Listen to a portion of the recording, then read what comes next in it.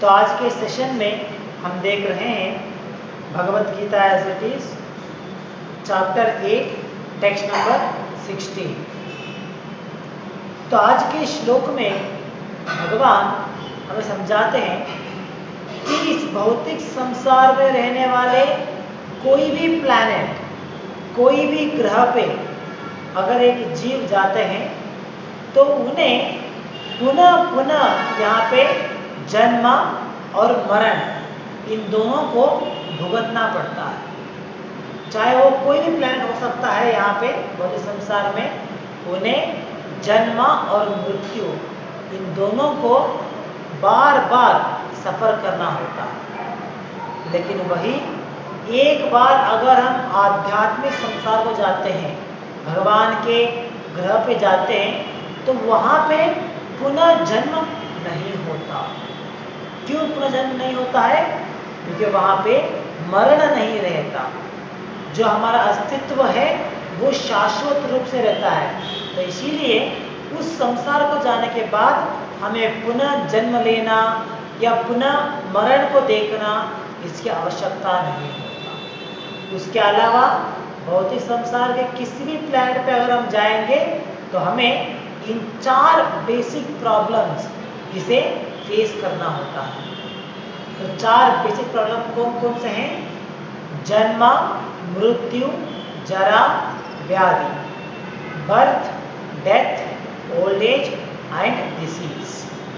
तो ये 4 समस्या, 4 प्रॉब्लम्स जो है वो इस भौतिक संसार के किसी भी प्लैनेट पे अगर आप जाएंगे तो आपको प्राप्त होते हैं। They are common in the whole material world. पूरी भौतिक संसार में ये कॉमनली अवेलेबल है miseries.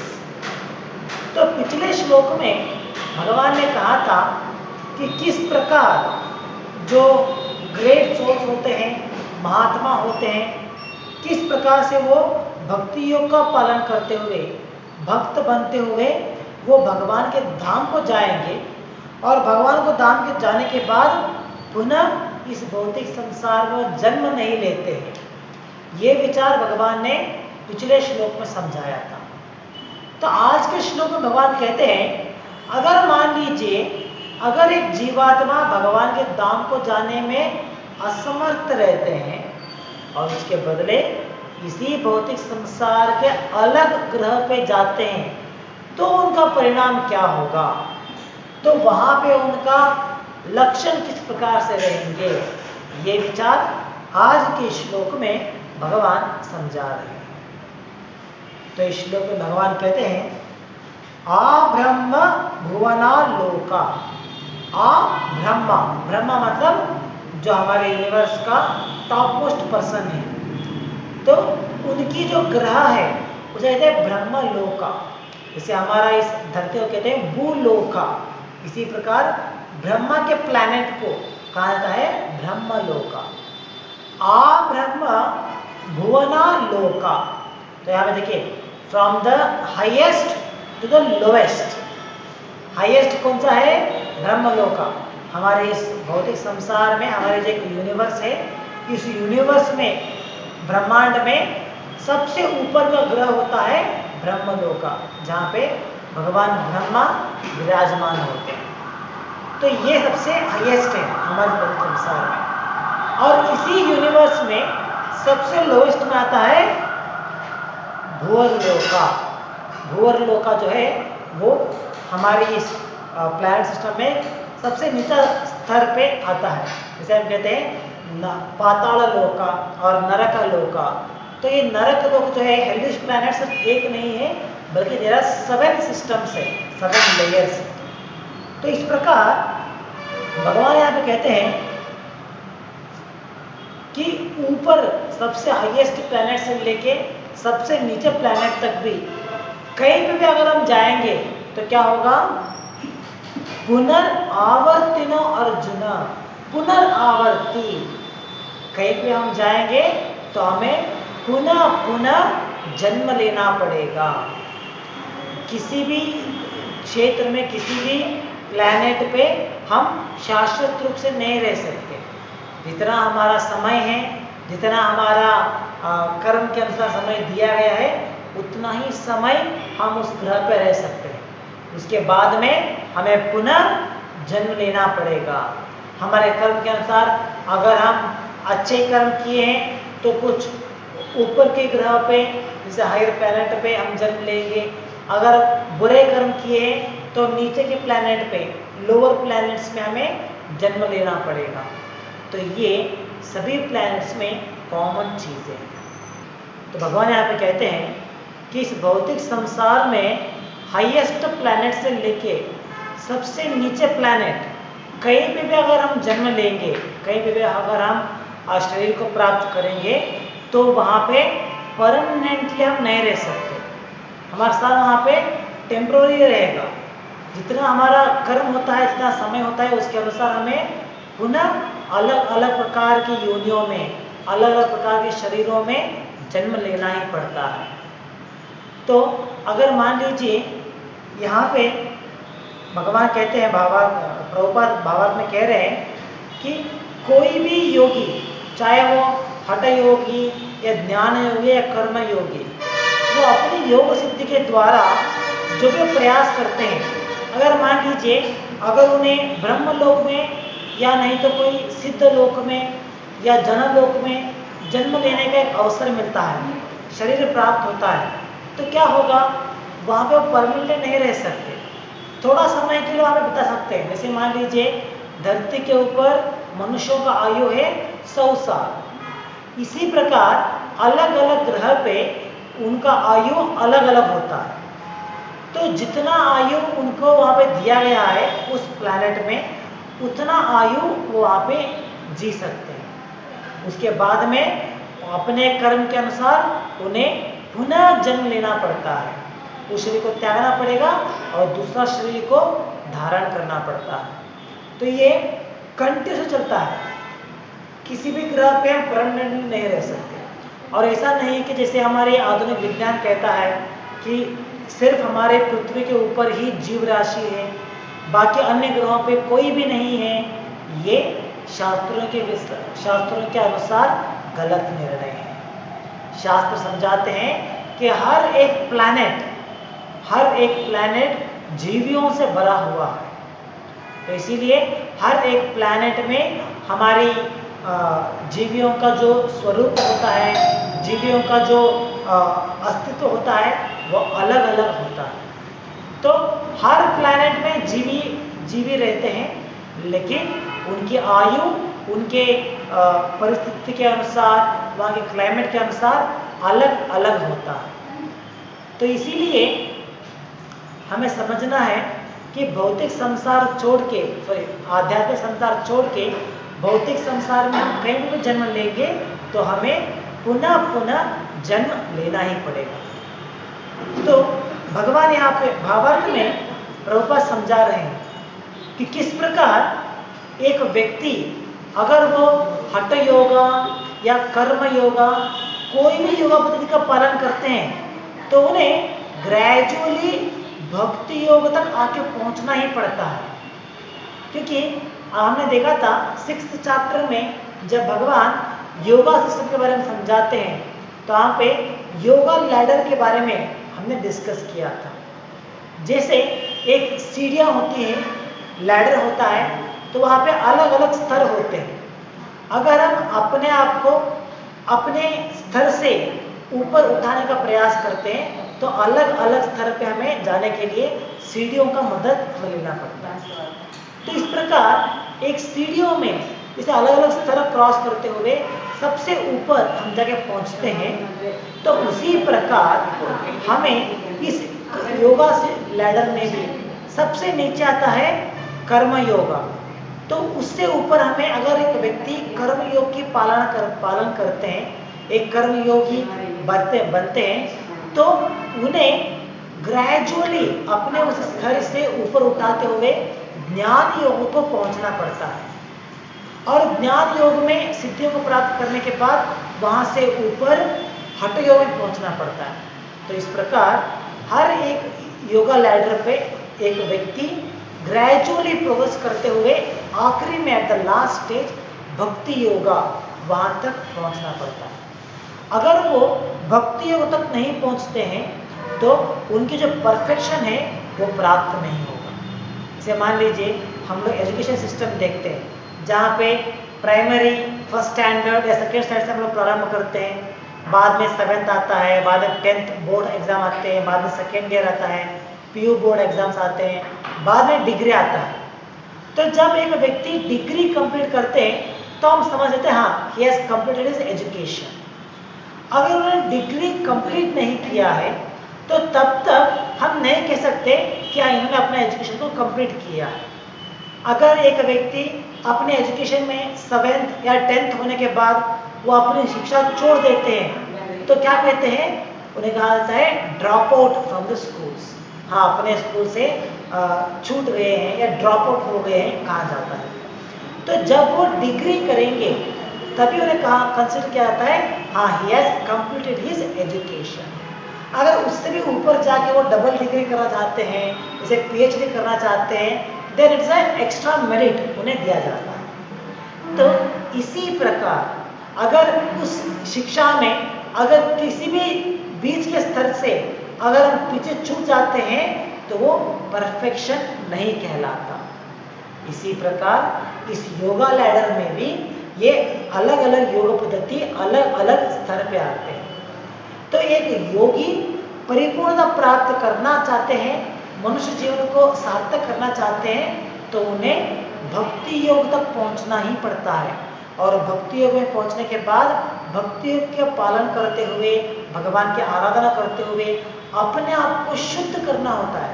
He has to become pure devotee. और प्योर डिवोटी बनने के बाद भगवान के धाम को वो जा सकते हैं, भगवान के धाम को पहुंच सकते हैं। तो ये उनकी जीवन का परफेक्शन कहा जाता है। तो एक कर्मयोगी जब कर्म योग की परफेक्शन को प्राप्त करते हैं तो वो ज्ञान योगी बन जाते हैं। ज्ञान योगी अपनी ज्ञान योग का पालन करते हुए उसमें जब वो परिपूर्णता प्राप्त करते हैं तो वो हठ योगी बनते हैं।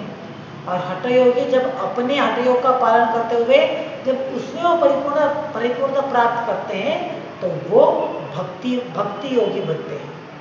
तो भक्ति योगी बनने के बाद जब वो शुद्ध भक्त बनेंगे तो तब भगवान के धाम को जाने का एक अवसर उन्हें प्राप्त होता है। तो हमें यहाँ पे समझना है कि भगवान के धाम को जाना है तो उसके लिए एकमात्र उपाय है, उसके लिए एकमात्र कंडीशन है और वो है we have to be pure devotee. शुद्ध भक्त बने बिना भगवान के धाम को जाना पॉसिबल नहीं है।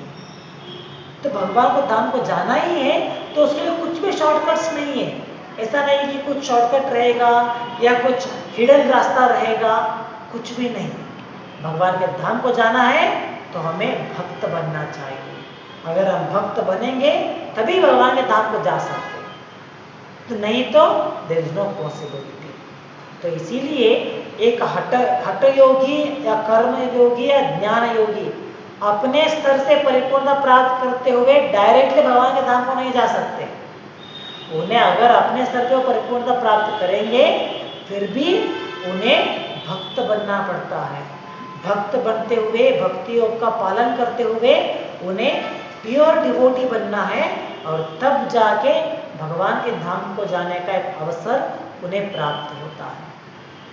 तो इसीलिए बाबा का प्रभुपाद कहते हैं कि इन कोई भी योगा सिस्टम में आने वाले डिवोटीज उन्हें भक्ति योग तक आके पहुंचना ही पड़ता है और उसके बाद में उन्हें अवसर मिलता है कि भगवान के धाम को जा सके। और एक बार अगर भगवान के धाम को हम जाएंगे then we will never come back. हम पुनः कभी भी इस संसार में वापस नहीं आते। तो ये एश्योरेंस भगवान इस भगवद गीता में देते हैं। तो आगे प्रभुपाद यहाँ पे कहते हैं those who attain the highest material planets or the planets of the demigods are again subjected to repeated birth and death। जैसे मान लीजिए एक व्यक्ति अपने जीवन में किसी भी देवताओं का आराधना करते हुए पूरी उस देवता की आराधना करते हुए उनकी अनुकरण कर रहे हैं, उनके अनुसरण कर रहे हैं, तो क्या होता है उनका अगला जीवन उस देवता के ग्रह पे जन्म लेने का अवसर उन्हें प्राप्त होता है। हर एक देवता अपने अपने प्लैनेट्स होते हैं, अपने अपने लोक हैं, जहाँ पे अपने फॉलोअर्स के साथ वो लोग वहाँ पे रहते हैं। तो भौतिक संसार इतना विशाल है कि इतने सारे ग्रह हैं और हर एक जगह ग्रह पे जीवियों से भरा हुआ है।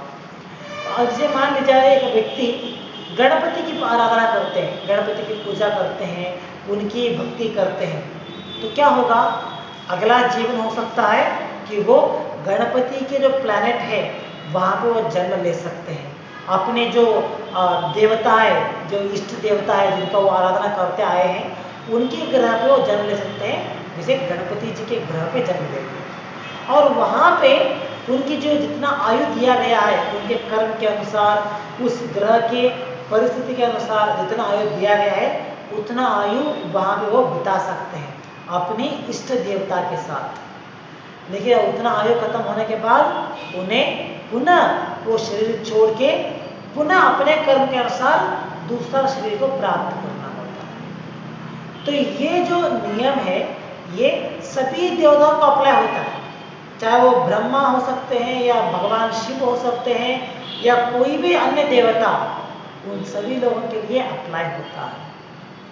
तो इसीलिए भौतिक संसार का लक्षण ही है कि ये पूरा भौतिक संसार समय के अनुसार नाश होता है और इस संसार के अंदर रहने वाला हर एक जीव अपने अपने समय के अनुसार नाश होते रहते हैं। आगे आने वाले श्लोकों में भगवान समझाते हैं कि किस प्रकार भौतिक संसार में सिर्फ हम लोग ही अपना शरीर को बदलते नहीं रहते हैं, बल्कि पूरी संसार भी विनाश होता है, संसार का नाश होता है और पुनः इसकी रचना होती है। ये कंटिन्यूस चलता रहता है। तो ये सभी विचार आगे आने वाले श्लोकों में भगवान हमें समझाते हैं। तो यहाँ पे भावार्थ में आगे प्रभुपाद कहते हैं, the practice of sacrifice called panchagni vidya recommended in the Katha Upanishad enables one to achieve Brahmaloka. But if in Brahmaloka one does not cultivate Krishna consciousness, then he must return to earth. देखिए, ब्रह्मलोका सबसे highest planet है, वहाँ पे हर एक जीवी का आयु करोड़ों वर्ष में होता है। अगर हमारी धरती का आयु से कंपेयर करेंगे तो ब्रह्मा जी के ग्रह पे रहने वाले जीवी करोड़ों करोड़ों साल तक जीते हैं हमारे तुलना में अगर हम देखेंगे। तो वहाँ पे ब्रह्मलोक में जाने का भी एक सुविधा है। जैसे यहाँ पे कहते हैं पंचाग्नि विद्या, उसकी पालन करते हुए एक जीव उसका अनुसरण करेंगे तो वो अपना अगला जन्म ब्रह्मलोक में जा सकते हैं। लेकिन अगर वहाँ पे वो बात अलग है कि वो वहाँ पे करोड़ों करोड़ साल जिएंगे, तो उसके बाद में भी उनका मरण का समय आता है, उन्हें अपने शरीर को त्यागना पड़ता है। और उससे पहले अगर वो कृष्ण भावनामुक्त बन गए हैं, शुद्ध भक्त बन गए हैं, तो क्या होगा? They can return to the spiritual abode, वो भगवान के धाम को जा सकते हैं। अगर वो अपनी आयु खत्म होने से पहले शुद्ध भक्त नहीं बने, प्योर डिवोटी नहीं बने, तो क्या होगा? उन्हें पुनः इस धरती पे जन्म लेना पड़ता है। तो इसे हम कहते हैं इट्स लाइक अ डिमोशन। जैसे प्रमोशन मिलता है हम लोगों को, प्रमोशन में क्या होता है? अभी हम धरती पे है, यहाँ से ब्रह्मलोक में जन्म लेने का अवसर मिलता है, तो प्रमोशन हो गया। और अगर वहाँ से भगवान के धाम को जाएंगे तो प्रमोशन है, अगर वहाँ से पुनः इस धरती पे आएंगे तो वो डिमोशन कहलाता है। तो इसीलिए हमें ब्रह्मलोक में जाने के बाद भी कृष्ण भावनात्मक बनना अति आवश्यक है। तो आगे प्रभुपाद कहते हैं, ब्रह्मलोक में जैसे विनाश होता है, तो विनाश के समय में ब्रह्मा जी का प्लैनेट जब उसका भी विनाश होता है, तो तब उस प्लैनेट पे रहने वाले ब्रह्मा अपने आयु खत्म होने के बाद जब विनाश होता है, तो ब्रह्मदेव जो है वो भगवान के धाम को निकल जाते हैं, चले जाते हैं, अपना ड्यूटी खत्म करने के बाद वहाँ पे चले जाते हैं। तो उनके साथ जो भी जीवी वहाँ पे रहते हैं, अगर उन्होंने कृष्ण भावनामृत में परिपूर्णता प्राप्त किया है, शुद्ध भक्त बन गए तो वो भी ब्रह्मा के साथ भगवान के धाम को जाएंगे, या नहीं तो आध्यात्मिक संसार में जो अलग अलग ग्रह है वहां पे जाएंगे अपनी इच्छा के अनुसार। अगर वो परिपूर्णता प्राप्त नहीं किए हैं कृष्ण भावनामृत में तो उन्हें पुनः धरती पे जन्म लेना पड़ेगा। तो इसीलिए भगवान आप कहते हैं माम उपेत्य तो कौन्तेय पुनर्जन्म न विद्यते। अगर कोई व्यक्ति कोई जीव मेरे धाम को आएगा, मुझे प्राप्त करेगा, तो उसके लिए पुनर्जन्म न विद्यते, उसके लिए पुनः जन्म लेने का अवसर नहीं रहेगा, पुनः जन्म लेने की आवश्यकता ही नहीं रहेगा। तो ये फैसिलिटी सिर्फ और सिर्फ आध्यात्मिक संसार में उपलब्ध है। तो जो कि बड़े संसार में किसी भी प्लैनेट में अगर हम जाएंगे तो हमें पुनः जन्म लेना पड़ेगा। तो शास्त्र में कहते हैं कुछ योगी जैसे हठ योगी बहुत सारा ज्ञान को प्राप्त करने के बावजूद वो क्या करते हैं, वो अन्य ग्रहों से आकर्षित होते हैं, जैसे स्वर्गलोका या सिद्धलोका, उस तरह के लोकों से वो आकर्षित हो जाते हैं। उन्हें ज्ञात है कि भौतिक संसार में कहीं भी हम जाएंगे तो हमें इन चार समस्याओं को फेस करना पड़ता है, ये ज्ञात होता है, लेकिन फिर भी वो अपने आप को नियंत्रण नहीं कर पाते, वो उन ग्रहों के प्रति आकर्षित होते हैं। तो इसीलिए वो लोग अपनी हठ योग की साधना करते हुए उस ग्रह पे जन्म लेने का प्रयास करते हैं। जैसे ये शरीर छोड़ेंगे तो डायरेक्टली उस ग्रह पे जो जहाँ पर उन्हें जन्म लेने की इच्छा है वहाँ पे जाने का प्रयास करते हैं। और वहाँ पे जाने के बाद हो सकता है कि वहाँ पे इंद्र तृप्ति करने की सुविधाएं बहुत सारी मिलती हैं। भौतिक संस्थाओं को अगर हम कंपेयर करेंगे तो यहाँ से कहीं गुना ज़्यादा सेंस ग्रेटिफिकेशन हमें वहाँ पे उपलब्ध है। जैसे स्वर्गलोका हमने देखा है, कभी कभी फिल्म में या टीवी सीरियल में दिखाते हैं स्वर्गलोक में इतने सारे ज्वेलरीज, गोल्ड, ऑर्नामेंट सब कुछ यूज करते हैं। वहाँ पे इतने सारे नर्तकियाँ होते हैं जो नाचते रहते हैं उनके मनोरंजन के लिए, और सभी लोग पान पीते हुए एक प्रकार का मादक पदार्थ का सेवन करते हुए वो आनंद लेते रहते हैं। तो ये सब कुछ सही है, वहाँ पे इंद्रिय तृप्ति करने के लिए यहाँ से कई गुना ज़्यादा ऑप्शंस या फैसिलिटी अवेलेबल है, लेकिन वो परमानेंटली नहीं रहता, वो टेम्पररी है। और वहाँ पे अगर हम कृष्ण भावनामृत बनने की सुविधा या चांसेस बहुत कम होते हैं, क्योंकि जब इतना सारा सेंस ग्रेटिफिकेशन अबंडेंटली मिल रहा है तो कृष्ण भावनामृत बनने की इच्छा बहुत कम जागृत होता है। इसीलिए भौतिक संसार में स्पेशली जो हमारा धरती है ये रेकमेंडेड प्लेस है टू बिकम कृष्ण कॉन्शियस। इसके लिए प्रॉपर एग्जाम्पल देते हैं। जैसे मान लीजिए अगर आपको विमान के द्वारा, फ्लाइट के द्वारा दूसरे जगह पे जाना है तो उससे पहले आपको क्या करना होगा, फ्लाइट पकड़ने के लिए एयरपोर्ट जाना होता है ना। फ्लाइट पकड़ने के लिए एयरपोर्ट जाना होता है। आप ये नहीं कह सकते कि मैं अपने घर के ऊपर खड़ा रहूँगा और यहाँ से मुझे पिकअप कर लेंगे, पॉसिबल नहीं है। अगर आपको फ्लाइट में कहीं पे जाना है तो पहले आपको एयरपोर्ट जाना पड़ेगा। तो इसी प्रकार भगवान के धाम को जाना है, इस बड़े संसार को छोड़ के, तो हमें इस प्लैनेट पे आना पड़ता है, हमारे इस धरती पे आना पड़ता है। यहाँ पे जन्म लेंगे तो यहाँ से भगवान के धाम को जाने का अवसर बहुत ही सरल है, यहाँ पे आसान लगता है, क्योंकि यहाँ पे इंद्रिय तृप्ति कम है, सेंस ग्रेटिफिकेशन की अपॉर्चुनिटी कम है, तो हम अच्छी तरीके से भक्त बन सकते हैं, भगवान के धाम को जाने की तैयारियां कर सकते हैं। जब स्वर्ग लोक में इतना अबंडेंटली मिलता है सेंस ग्रेटिफिकेशन, तो वहाँ पे भगवान के धाम पे जाने का इच्छा या जो करने वाला तपस्या वो करने में हम समर्थ नहीं हो सकते। तो इसीलिए शास्त्रों में कहते हैं जैसे बहुत सारे देवता भी अपने सिद्धियों को प्राप्त करने के लिए धरती पे आते हैं तपस्या करने के लिए। जैसे हमने कुछ शास्त्रों में उल्लेख है जहाँ पे कुछ देवता अपनी सिद्धियों को प्राप्त करने के लिए हिमालय में आते थे, या नहीं तो गंगा नदी के किनारे, यमुना नदी के किनारे वहाँ पे आश्रम बना के वहाँ पे वो अपना वास करते थे, ताकि वहाँ से वो भगवान के धाम को जा सके, अपनी सिद्धियों को पूर्ण कर सके। तो इसीलिए हमारे जो प्लैनेट है पृथ्वी, आध्यात्मिक जीवन को क्षमता को जानने के लिए यहाँ पे एक सरल मार्ग है और यहाँ से जाना आसान है। तो इसीलिए हमें इस अवसर को प्राप्त जो हमें हमारे लिए हुआ है, इस धरती पे हमें जन्म मिला है, साथ में मनुष्य जीवन भी मिला है, और उसके साथ साथ प्रभुपाद के संपर्क में आते हुए भगवान के वाक्यों के संपर्क में हमें मिला है। तो हमें इसका सही फायदा उठाते हुए, सही उसका बेनिफिट उठाते हुए भगवान के धाम को जाने के लिए हमें तैयारियां करना है। तो भगवान के धाम को जाने के लिए तैयारियां करना है, मतलब क्या करना है? शुद्ध भक्त बनने का प्रयास करना है। यही विचार भगवान ने पिछले श्लोकों में भी समझाया है। और अगर एक बार भगवान के धाम को जाएंगे, then there is no coming back, पुनः हम जन्म नहीं लेंगे।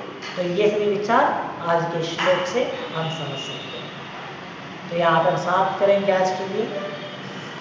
ग्रंथराज भगवद गीता की जय। जगत गुरु श्री प्रभुपाद की जय। हरे कृष्ण।